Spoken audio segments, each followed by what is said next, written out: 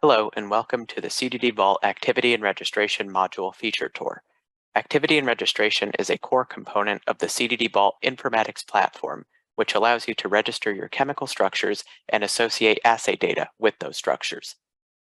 Here, you'll see my small molecule structures, which have been registered either one by one or in bulk using our bulk import data wizard, either from an Excel or SDF file. Upon registration, we will strip any core structures of salts and solvents, storing that at the batch level, and then we will perform a duplicate check on the parent structure, assigning unique structures a unique registration ID, but if it's a duplicate structure, we give you the option to create a new batch of a pre-registered structure. In addition, we will calculate chemical properties based on the registered structures and allow you to further define these structures with configurable user-defined molecule and batch fields. These fields can contain any type of data you'd like, from text and numbers to file attachments and images and even links. In addition, you can implement certain business rules across these fields, making certain ones required for registration, and even enforcing a unique check at these field level. Once you have your batches registered, you will want to start capturing assay data associated with your structures, and that is done in the concept of a protocol within CDD Vault. You can set up as many protocols as you'd like. Here I have two, the inhibition data and secondary CRC assay protocols, and these protocols can contain as many types of data as you need, from numbers and text to controlled vocabulary pick lists, file attachments, images, and links. In addition, you can have CDD Vault auto-perform calculations at the protocol level, giving you averages, selectivity ratios, and PIC50s. And finally, you can have CDD Vault calculate a dose response protocol for you.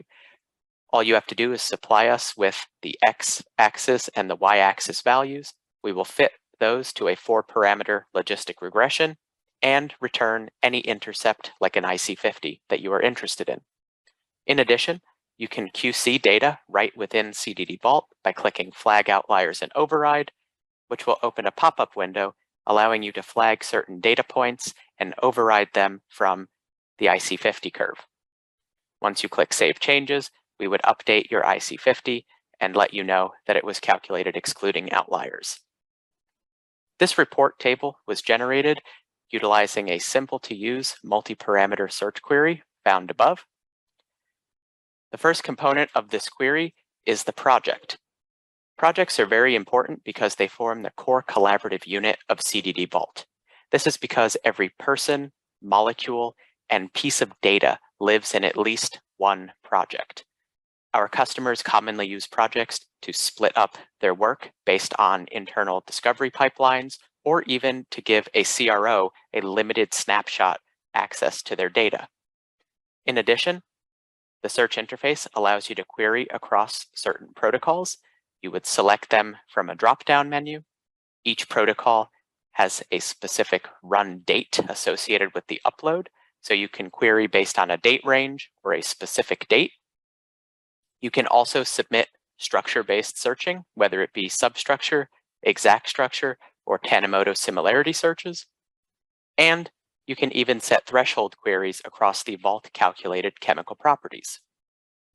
After clicking Search, you'll notice that the substructure is highlighted in green and all of my other data fits within the search query. There is more data available to me within my Vault, and that can be accessed via the Customize Your Report button, which pulls up all of the data, such as additional chemical properties, so I could turn on the CNS MPO score,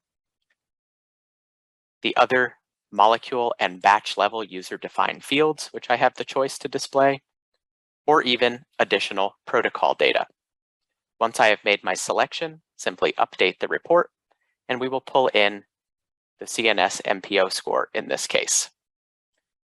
You can also save this search for future reference and export the search results table. Finally, if you have more questions about a particular molecule, simply click on its registration ID, and that will take you to the molecule overview page.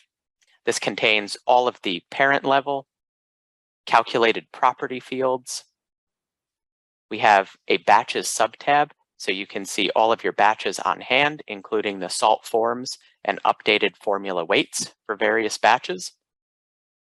And there's even information on which protocols these batches have been tested in, all in one place. Thank you very much.